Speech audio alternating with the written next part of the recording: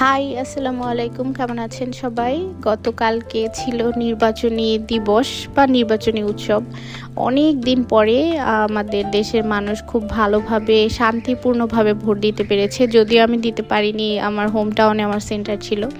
যাই হোক, তারপরেও অনেক খুশি হয়েছি। আর আলহামদুলিল্লাহ, বিএনপি যেহেতু সরকার গঠন করেছে, আশা করি তারা আমাদের এখন অ্যাটলিস্ট দেশের মানুষের কথা চিন্তা করবে এবং উন্নতির জন্য কাজ করবে। তো যাই হোক, আজকে টুকটাক বেসিক্যালি রান্না করেছি, যেহেতু শুক্রবার ছিল, প্লাস হচ্ছে এমনি একটা সেলিব্রেশন টাইপের মতো মনে হচ্ছিল। তো প্রথমে আমি এখানে ভেজিটেবল রান্না করছি। আর এই ভেজিটেবল রান্নাটা খুবই ইজি আর খুবই মজা। প্রথমে আমি সবজিগুলোকে একটু হালকা সেদ্ধ করে নিয়েছি। তারপরে বাটারের মধ্যে আমি একটু রসুন আর পেঁয়াজ দিয়ে তার মধ্যে সবজিগুলো দিয়ে একটু সস দিয়েছি, টমেটো আর সয়া সস, আর হালকা একটু লবণ, আদা পেঁয়াজ রসুন বাটা এই, আর একটুখানি সিরকা দিতে পারেন। তারপরে একটু চিকেন কুচি দিয়েছিলাম, বাস শেষ এটা। আর কর্নফ্লাওয়ার দিয়ে নামিয়ে নিয়েছি। তারপরে আমি সাদা পোলাও রান্না করেছি। সাদা পোলাও আমার আগে খুবই ভয় লাগতো রান্না করতে, বাট আলহামদুলিল্লাহ এখন খুব ভালো রান্না করতে পারি পোলাও আমি। তারপরে এইটা নেহারি রান্না হচ্ছে। আগে থেকেই নেহারির যে হাড়গুলো ছিল সেগুলো সেদ্ধ করে রাখা হয়েছে জাল দিয়ে। তো এখন আমি জাস্ট বাগার দিচ্ছিলাম আর কি। আমাদের এলাকায় আমরা এইভাবে স্টুর মতো করে নেহারি খেতে পছন্দ করি। আমার মনে হয় এক এক এলাকার এক এক রকমভাবে রান্না করা হয়। আর এখানে আমি একদম ছোট যেই দেশি মুরগিগুলো আছে সেগুলো দিয়ে রোস্ট রান্না করছিলাম, যে রোস্টের যেই চিকেনগুলো পাওয়া যায় আর কি, সেটা দিয়ে।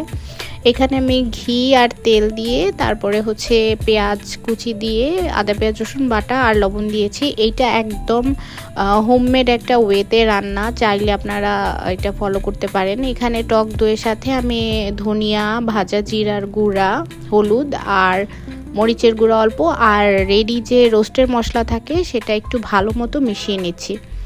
তারপরে আগের মশলাটার মধ্যে জাস্ট এটা দিয়ে দেব। এরপরে এটা একটু ভালো করে কষিয়ে নিয়ে আমি আগে মুরগিগুলোকে হলুদ, জিরা, রসুন আদা বাটা আর লবণ দিয়ে একটু ভেজে নিয়েছিলাম।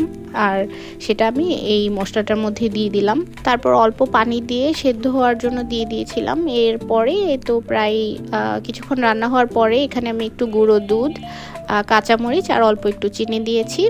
এই তো রেডি হয়ে গেল। এটা খুবই মজা হয় আর খুব সহজে তৈরি করা যায়। এখানে আমার রান্না পোলাও, তারপরে ভেজিটেবলটা খেতে খুবই মজা লাগে পোলাও বা পরোটা দিয়ে, রুটি দিয়ে। আর এখানে চিকেন রোস্ট, একদম দেশি মুরগির রোস্ট যেটা। আর এখানে শো স্টপার নেহারি। সো যেটা বলছিলাম, আমরা কিন্তু স্টুর মতো করে নেহারিটা খাই। এটা খুবই একটা হেলদি খাবার। এই কম মশলার স্টুতে কিন্তু প্রচুর পরিমাণে ক্যালসিয়াম, কোলাজেন, জেলাটিন, বিভিন্ন প্রকারের অ্যামাইনো অ্যাসিড আরও অনেক কিছু থাকে। সো এটা খুবই ভালো।